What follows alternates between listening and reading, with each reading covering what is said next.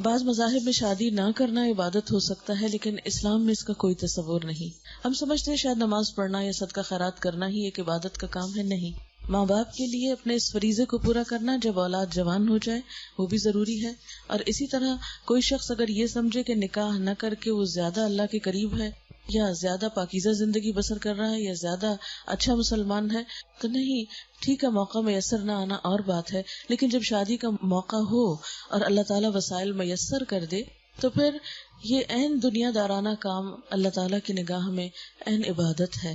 بعض حالات میں نکاح کرنا فرض ہوتا ہے، لیکن عمومی طور پر یہ سنت ہے، جیسے کہ حدیث میں آتا ہے النکاح سنتی، نکاح میری سنت میں سے ہے، میرے طریقے میں سے ہے، اور فمن رغب عن سنتی فلیس منی، جو میرے طریقے کو پسند نہ کرے، میرے طریقے سے منہ موڑ لے، وہ مجھ سے نہیں۔ یعنی کوئی اگر نکاح کو برا سمجھتا ہے یا قید سمجھتا ہے یا مصیبت سمجھتا ہے یا ایک پابندی سمجھتا ہے اور ان ذمہ داریوں کو اٹھانا نہیں چاہتا تو یہ کوئی ہیلدی ایٹیٹیوڈ نہیں ہے، کیونکہ یہ اللہ تعالیٰ نے انسان کی ضرورت رکھا ہے، انسان کی فطرت میں رکھا ہے، اور اللہ تعالیٰ نے جس طرح ہمارے جسم کی مشینری کو اس طرح بنایا ہے کہ ہمیں بھوک لگتی ہے، کھانے کی ضرورت ہوتی ہے، اسی طرح لباس پہننے کی ضرورت ہوتی ہے، گرمی سردی کے اپنے تقاضے ہوتے ہیں، اسی طرح شادی بیاہ کی ضرورت بھی اللہ تعالیٰ نے ہی انسان کے اندر رکھی، اور ان تقاضوں کو پورا کرنا اور جائز حلال طریقے سے پورا کرنا یہ سراسر ایک عبادت ہے، اس میں اجر و ثواب ہے۔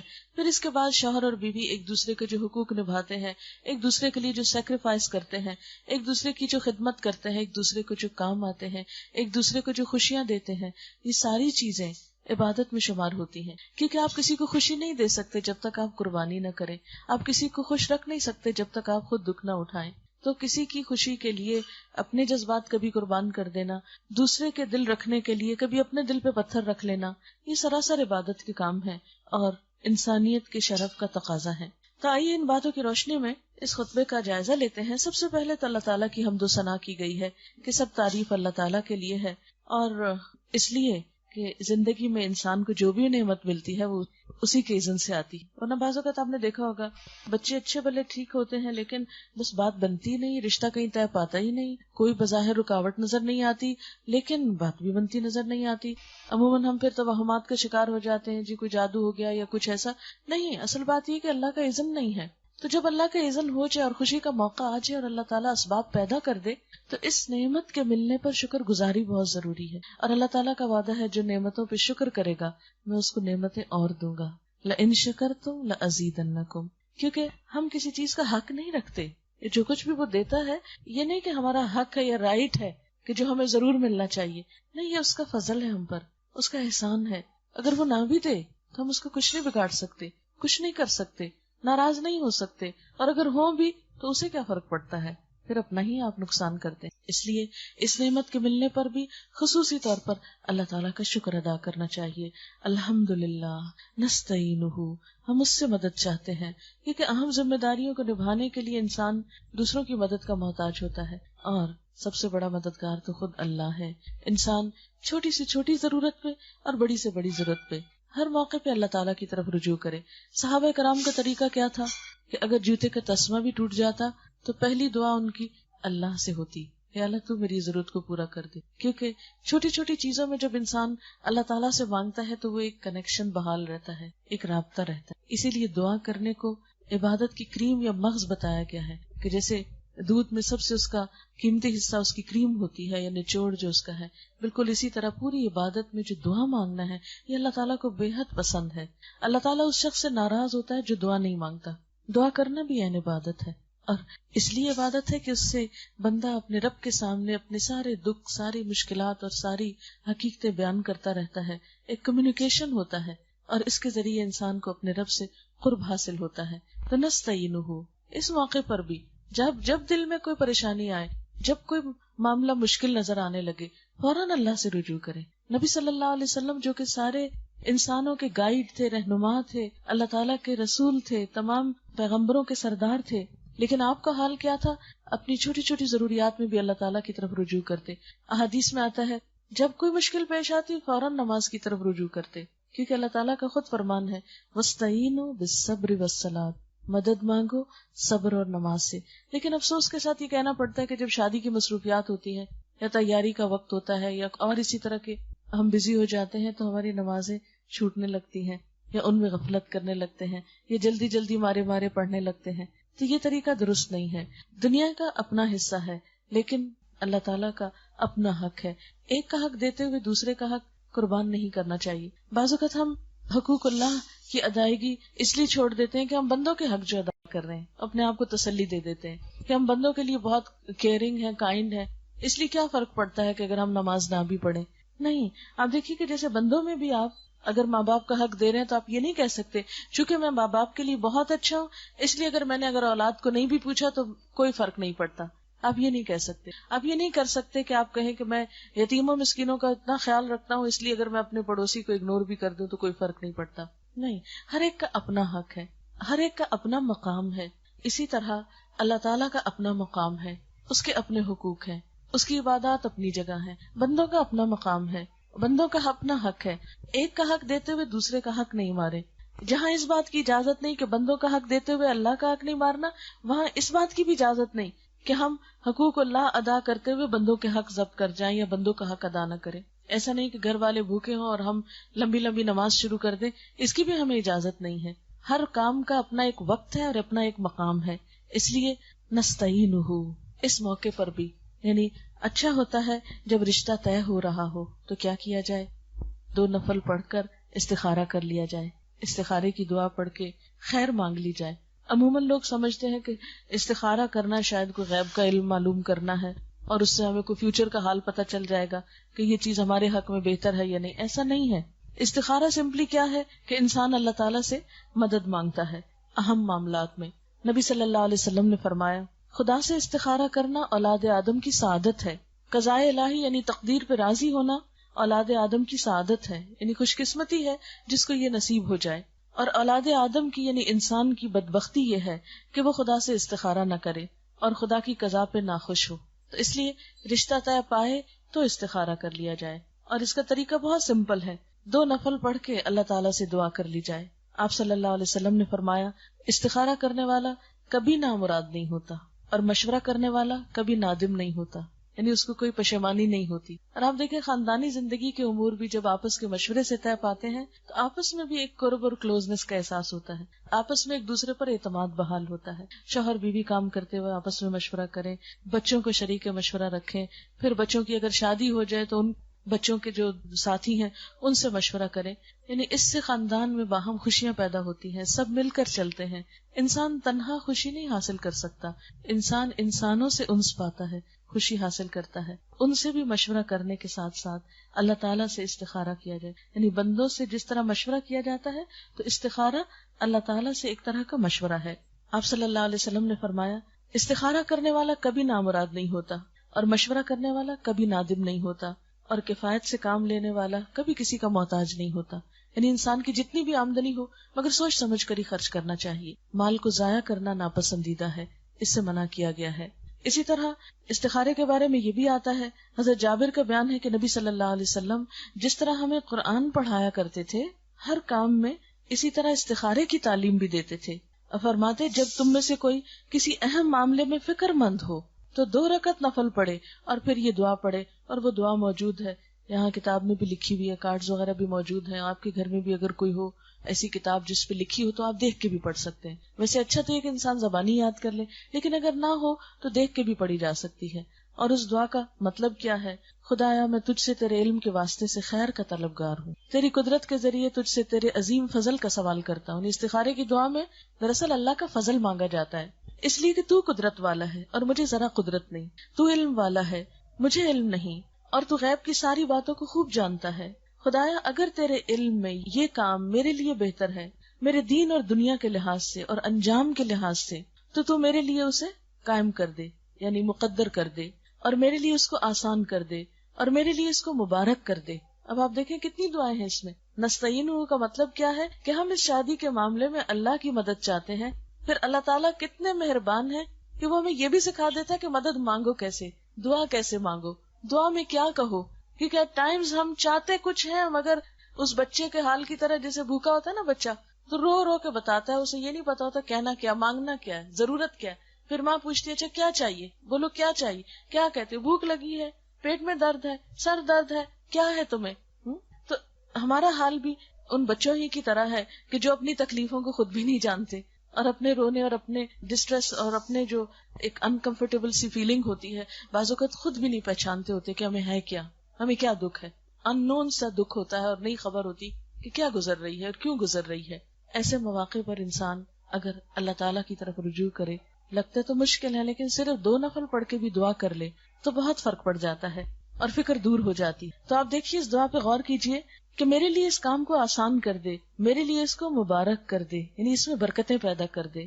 اور اگر تیرے علم میں یہ کام میرے لیے برا ہے، میرے دین اور دنیا کے لحاظ سے اور انجام کے لحاظ سے، تو اس کام کو مجھ سے دور کر دے اور مجھے اس سے بچا کے رکھ. میرے لیے خیر اور بھلائی مقدر فرما جہاں کہیں بھی ہو، اور پھر مجھے اس پہ راضی کر دے اور یکسو کر دے. یعنی اگر اس کام میں نہیں اچھائی کہیں اور ہے تو پھر میری رہنمائی کر دے اس کام کی طرف.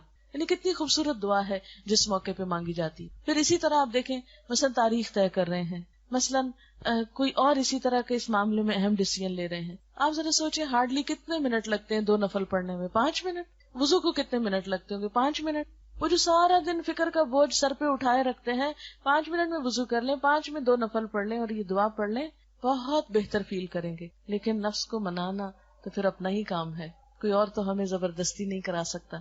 پھر اسی طرح آپ دیکھیں کہ بچوں کی جب بھی شادی ہوتی تو ماں باپ کے دل پہ بنی ہوئی ہوتی. میں خود اس کیفیت سے گزری ہوں کہ ایک عجیب سا بوجھ ہوتا ہے کہ اللہ سب خیر ہو، معلوم نہیں ان کی آپس میں بنے نہ بنے، کیا ہو کیا نہ ہو.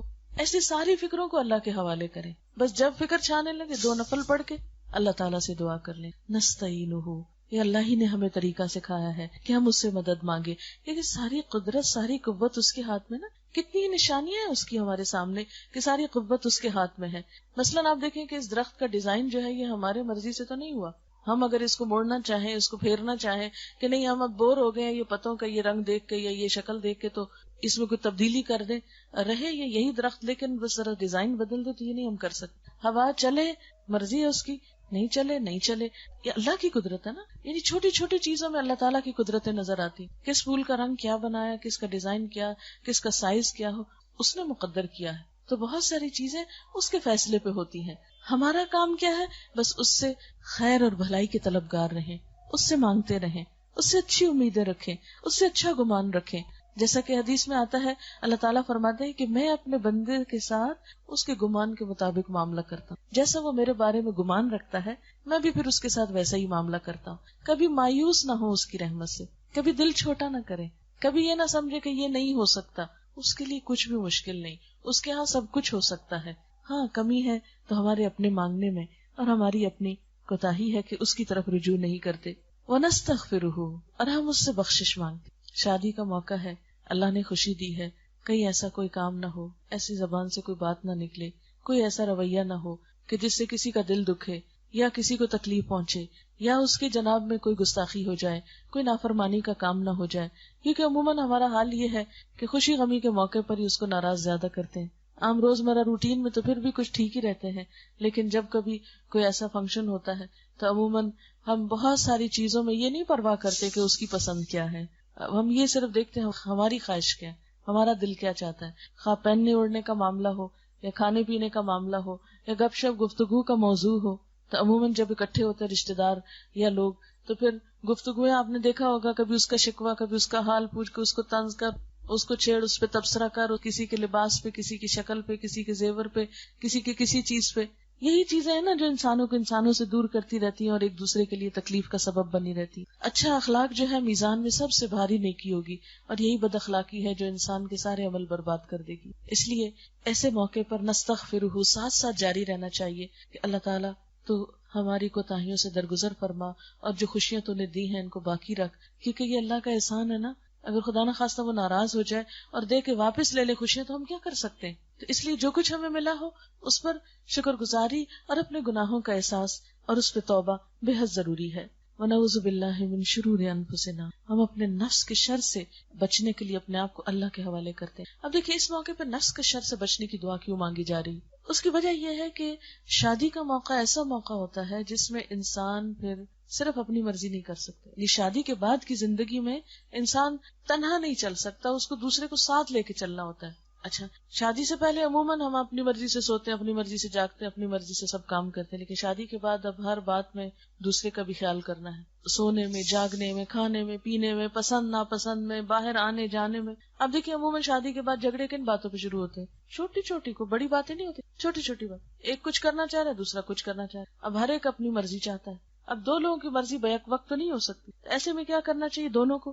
کبھی ایک اپنی مرضی چھوڑ دے اور کبھی دوسرا چھوڑ دے، کبھی لو کبھی دو، اس سے پھر گزارا ہوتا ہے۔ اور اگر ہم یہ کہیں نہیں، می اینڈ مائی لائف، میری زندگی، میں جو چاہوں کروں، میری جو پسند، مجھے تو عادت نہیں ہے کسی کے ساتھ اس طرح سے کسی کے لیے سبمٹ کرنے کی یا کسی کی بات ماننے کی، میں تو یہ غلامی برداشت نہیں کر سکتی، اس سے زندگی نہیں گزرتی۔ اب دیکھیں جو دینا نہیں جانتا نا، وہ لینا بھی نہیں جانتا۔ اب مثلاً چھوٹی چھوٹی مثال آپ دیکھیں، اتنا بڑا درخت کیسے ہوگا؟ زمین میں کچھ ڈالا تو ہوگا نا، اس کے بغیر تو نہیں کھڑا ہو سکتا۔ اور ہمارے سیٹ اپ میں عموماً لڑکیوں کو قربانی زیادہ کرنی پڑتی، اور اس کے لیے پھر آپ دیکھیے کہ ٹھیک ہے، ہماری قربانیوں کا اگر دنیا میں کوئی اجر نہیں بھی دیتا تو آخرت میں تو اس کا اجر ہے نا۔ اللہ تعالیٰ تو کسی کی قربانی ضائع نہیں کرتا۔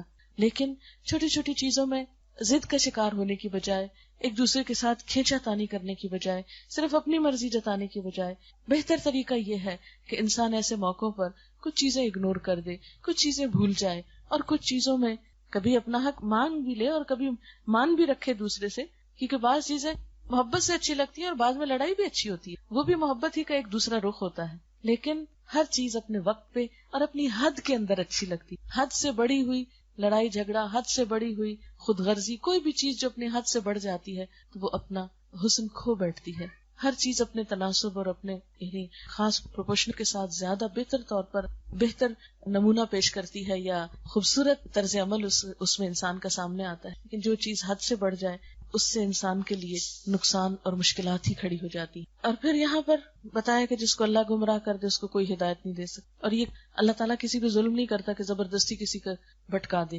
یہ اس وقت ہوتا ہے کہ جب انسان کے اپنے اندر جب بہت سرکشی آ جاتی، جب انسان کسی انسان کی بھی نہیں سننا چاہتا، تو پھر وہ دل اتنا سخت ہوتا ہے کہ بعض اوقات انسان کے سامنے اللہ کا حکم بھی آتا ہے تو وہ بھی نہیں ماننا چاہتا، اس کی طرف بھی توجہ نہیں دیتا۔ پھر جب انسان کے اوپر ایسی کیفیت آتی ہے تو پھر اللہ تعالیٰ بھی اس کو چھوڑ دیتا ہے اس کے حال پر۔ ایسے میں ہر انسان کے اوپر زندگی میں ایسی آزمائشیں آتی رہتی ہیں، ایسے وقت آتے رہتے ہیں کہ جب ہم اپنے آپ سے بھی بعض اوقات بیزار ہونے لگتے ہیں، بعض اوقات کوئی چیز ہمیں اچھی نہیں لگتی۔ تو ایسے موقعوں پر دو چیزیں کرنی چاہیے، ایک تو یہ کہ خود اپنے طور پر کثرت سے استغفار کرنا چاہیے، دوسرا یہ کہ جو بھی بہن بھائی رشتہ دار آپس میں ہیں ایسے شخص کے ساتھ ایک طرح سے ہمدردی کرنی چاہیے۔ بعض اوقات ایسا ہوتا ہے نا کہ ایک شخص ہماری مرضی کے مطابق کام نہیں کر رہا ہوتا، جیسے شوہر ہے، بیوی ہے، بچے ہیں، بہن بھائی ہیں، کوئی بھی، ہم چاہتے ہیں وہ اس طرح بہیو کرے جیسے ہم چاہتے ہیں، وہ چاہتا ہے مجھے چھوڑ دو، میں اس طرح بہیو کرنا چاہتا ہوں جیسے میرا دل ہے۔ اب ایسے اگر دونوں طرف سے کھینچا تانی شروع ہو جائے تو کچھ بھی حاصل نہیں ہوتا۔ اگر ایسے میں اگر ایک شخص جھک جائے کچھ اور دوسرے کو کنسول کرے، دوسرے کی ہمدردی اور دوسرے سے تھوڑا محبت اور شفقت کے ساتھ پیش آئے، تو آپ دیکھیں گے کہ اس طرح انسان دوسرے کو پل کر لیتا ہے، اس کو کھڑا کر دیتا ہے، یا اس کی ایک طرح سے مدد ہو جاتی ہے، جس سے زندگی پھر سے اپنی ڈگر پر آ جاتی۔ اب دیکھیں یہ یاد رکھیے، زندگی کا سفر جو ہے نا یہ ٹوٹی سڑکوں کی طرح ہے۔ جیسے ٹوٹی سڑک پر چلتے ہوئے انسان کو بہت محتاط ہو کے گاڑی چلانی پڑتی ہے، یا کہیں کھڈا آ جائے گا تو اس میں گاڑی کہیں وہ خراب نہ ہو جائے، انجن نہ بیٹھ جائے یا کچھ، تو اب بہت احتیاط سے محتاط ہو کے گاڑی چلا رہے ہوتے ہیں اس ساری اونچ نیچ میں۔ اور اگر آپ محتاط نہیں اور آپ ایک ہی سپیڈ پہ دوڑائے جا رہے ہیں تو وہ نتیجہ کیا ہوگا؟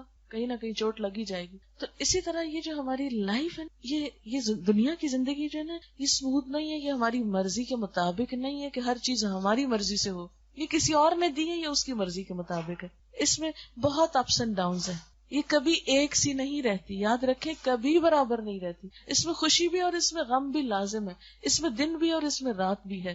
اس لیے ان دونوں چیزوں سے انسان کو ڈیل کرنا ہے، دونوں حالتوں سے انسان کو کچھ نہ کچھ اپنے لیے ایسے اصول ضابطے یا ایسے طریقے اس کو جاننے ہیں، یا ایسے دوسرے انسانوں کی مدد اس کو ایسے وقت میں چاہیے ہوتی ہے کہ جب یہ انسان کے اوپر تکلیف کے وقت ہوتے ہیں، اور اس میں والدین، بہن بھائی، دوست، رشتہ دار، ان سب کی ذمہ داری بنتی ہے، اور خصوصاً نئے کپل کے لیے۔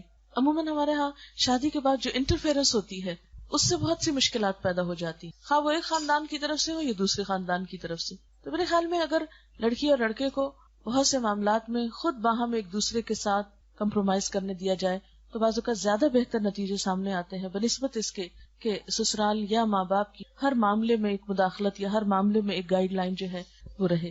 لیکن بعض اوقات یہ ہے کہ ایسے معاملات میں ماں باپ کی رہنمائی بھی بے حد ضروری ہوتی ہے. پھر یہاں پر آپ دیکھیے کہ کلمہ شہادت پڑھا گیا. بات یہ کہ جیسے زندگی کے جتنے بھی موقع ہیں ان سب میں یہ کلمہ پڑھا جاتا ہے. جب بچہ پیدا ہوتا ہے اس کے کان میں یہ اذان دی جاتی ہے, اس میں اشہد ان لا الہ الا اللہ پڑھا جاتا ہے. بچہ بولنے لگتا ہے تو اس وقت اس کو کلمہ سکھایا جاتا ہے. پھر اسی طرح شادی کا موقع ہے, پھر یہ کلمہ پڑھا جاتا ہے. اسی طرح جب فوت ہونے لگتا ہے اس وقت کلمہ پڑھا جاتا ہے. تو یہ جو کلمہ شہادت ہے یہ زندگی کے سارے اہم مواقع پر ہمارے لیے ایک طرح سے تجدید ایمان کا طریقہ یا ذریعہ بن جاتا ہے کہ ہم اپنا تعلق اللہ تعالیٰ سے ظاہر کریں کہ ہم اس کے بندے ہیں. پھر دیکھیے خطبہ نکاح میں 3 آیتیں ہیں اور 3 آیتوں میں 4 دفعہ اللہ سے ڈرنے کا حکم ہے. دیکھو لوگوں, خدا کا خوف کرو, اللہ سے ڈرتے ہوئے اپنے معاملات کرو. کیوں؟ اس لیے کہ جس انسان کے دل میں خدا کا خوف نہ ہو, نہ وہ اللہ کا حق دے سکتا نہ بندوں کا. تو بات ہو رہی تھی تقویٰ کی. تقویٰ کا مطلب ہوتا ہے اللہ تعالیٰ کا احساس دل میں رہنا, کوئی بھی کام کرتے وقت اللہ تعالیٰ کو یاد رکھنا. مثلاً انسان جب کسی بھی انسان کے ساتھ معاملہ کرتا ہے اور اس کے دل میں خدا کا خوف ہوتا ہے, اس کا احساس ہوتا ہے, تو وہ اس پہ زیادتی نہیں کر سکتا کیونکہ اسے پتا ہوتا ہے کہ وہ دیکھ رہا ہے. نہ سامنے کر سکتا ہے اور نہ پیٹھ پیچھے کر سکتا. عموماً آپ دیکھیں گھروں میں جھگڑے کیوں بڑھتے ہیں؟ جب ایک شخص دوسرے پہ زیادتی کرتا ہے اور زیادتی کرنے والا بھول جاتا ہے کہ میرے اوپر رب دیکھ رہا ہے, مجھے کسی کو حساب دینا ہے, جواب دینا ہے. جب تک انسانوں کے اندر خدا کا خوف نہ ہو ایک پرامن اور پرسکون معاشرہ وجود میں نہیں آ سکتا. عموماً آپ دیکھیں کہ جب ساس بہو کا جھگڑا بھی ہوتا ہے تو اس میں بھی بعض اوقات باتیں بڑھا چڑھا کے بیان کی جاتی. یعنی ایک فریق مثلا اگر بیوی شوہر کو بات کر رہی ہے تو وہ اگر بات پوری صحیح نہیں کرتی, اس میں کچھ ایڈ کر دیتی تاکہ اس کی بات کا وزن زیادہ ہو, غلط بیانی کر دیتی. تو یہ اسی وقت ہوتا ہے کہ جب انسان کو یہ پتا نہ ہو کہ جھوٹ جو ہے وہ ہلاک کرنے والی چیز ہے اور اللہ تعالیٰ دیکھ رہا ہے. اور اس میں پھر یہ کہ بات بڑھانے میں صرف جھوٹ ہی نہیں ہوتا, الزام تراشی بھی ہوتی. اور جو بہتان ہوتا ہے یہ دوسرے کے اوپر الزام لگانا ہوتا ہے, کسی کے اوپر کوئی تہمت لگانا کہ جو کام کسی نے کیا نہیں وہ اس پہ جڑ دینا.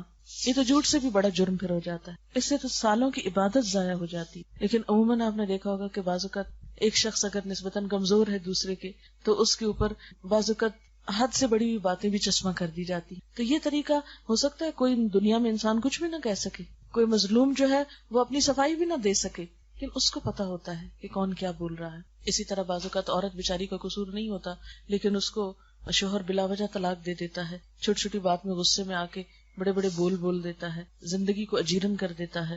اب یہ سب کچھ کیسے ختم ہو سکتا؟ کوئی قانون کسی کو پابند نہیں کر سکتا. آپ دیکھیے کہ کرسچینٹی کے اندر مثال کے طور پر یہ قانون ہے کہ طلاق نہیں ہو سکتی, یا طلاق دینا منع ہے, بس ایک دفعہ جو جوڑا بن گیا ہمیشہ کے لیے ہو گیا. اب آپ دیکھیں کہ کتنی ہی طلاق کی روز ہوتی ہیں اور کتنے ہی لوگ ہیں جو شادی بعد میں ہوتی ہے اور طلاق کی باتیں پہلے ہی ہو جاتی ہیں. وہ خاص طور پر جو پیپر میرجز ہوتی ہیں یا وقتی طور پر نکاح ہوتے ہیں اور رخصتی سے پہلے ہی بہت سے ایسے گڑبڑ اور لڑائی جھگڑے شروع ہو جاتے ہیں. تو یہ سب کچھ جو ہے یہ کوئی بھی قانون روک نہیں سکتا.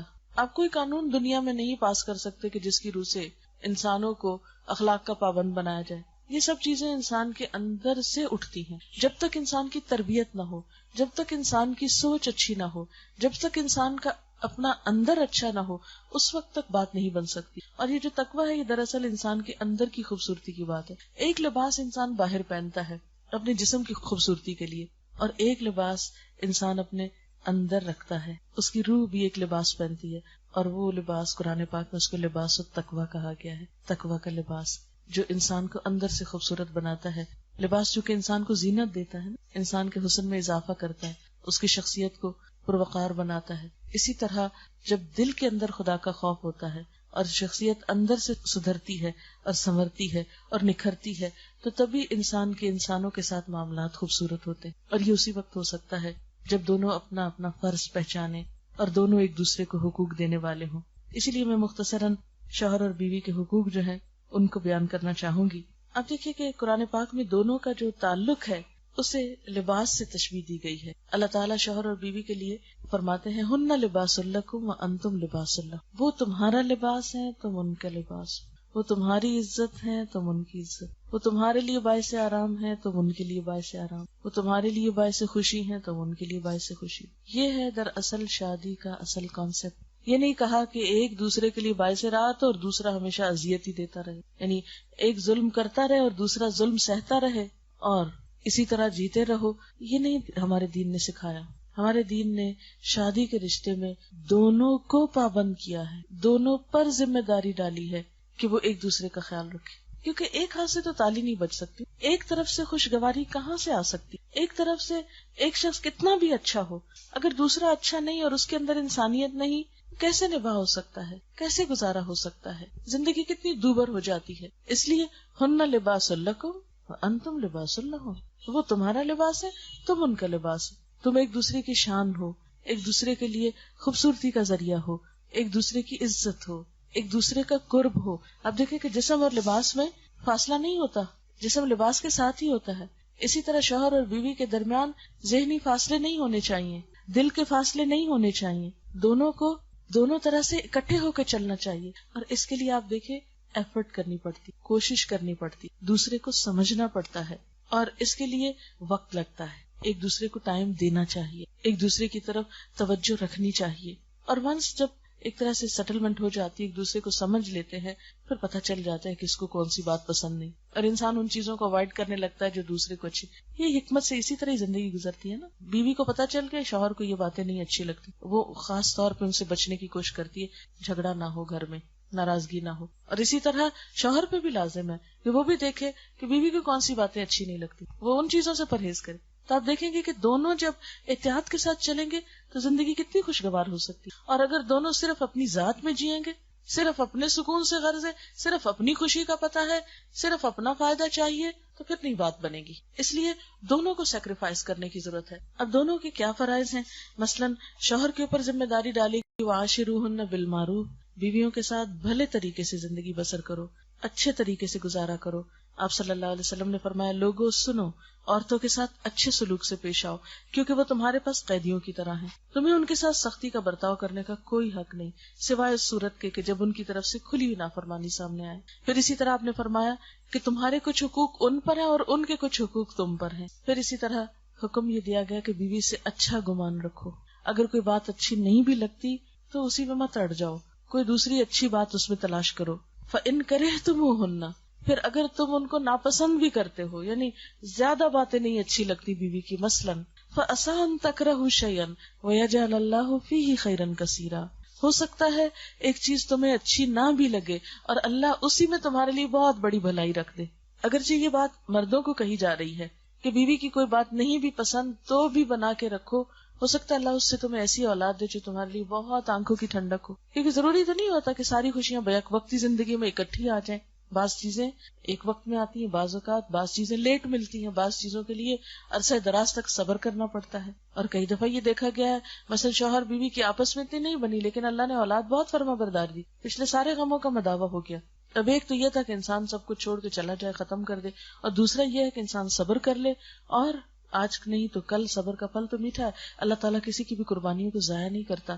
پھر اسی طرح آپ صلی اللہ علیہ وسلم نے فرمایا، کوئی مومن اپنی مومنہ بیوی سے نفرت نہ کرے، اگر بیوی کی کوئی عادت اس کو پسند نہیں تو ہو سکتا ہے دوسری عادت پسند آ جائے، اور ہونا بھی یہی چاہیے۔ جس طرح مثلاً پھول دیکھتے ہوئے ہو سکتا ہے کسی کو یلو کلر پسند ہو اور کسی کو پرپل پسند ہو، تو عموماً ہم جب کسی چیز کو دیکھتے تو کیا دیکھتے؟ جو چیز ہم کو اچھی لگتی۔ ویسے کسی کے فیس میں سے کیا ہم دیکھتے ہیں؟ بعض اوقات اگر کسی کی آنکھیں اچھی لگتی ہیں یا ناک اچھا لگتا ہے تو اس کا چہرہ دیکھتے ہوئے بھی اس خاص حصے پہ ہماری نظر زیادہ ہوتی ہے جو ہماری پسند کا ہوتا ہے، مثلا اپنے بچوں میں دیکھ لیں یا اور اپنے جان پہچان۔ اسی طرح عادتوں میں بھی یہ دیکھنا چاہیے، جو دوسرے کی کمزوریاں ہیں، دوسرے کی جو عادتیں اچھی نہیں لگتی، اگر وہ نظر آئیں بھی تو نگاہ پھیر لیں، ان کی طرف زیادہ توجہ نہ کریں۔ لیکن شیطان ہے نا ہمارا کھلا دشمن، وہ ہمیں وہی چیزیں بار بار وہ یاد کراتا ہے اور دوسرے کی خیر بھلائی سب کچھ بھلوا کے رکھ دیتا ہے۔ تو اس لیے خوشحال زندگی کا راز کیا ہے؟ اگر ایک عادت تم کو پسند نہیں تو دوسری عادت پہ توجہ دو جو تمہیں پسند ہے۔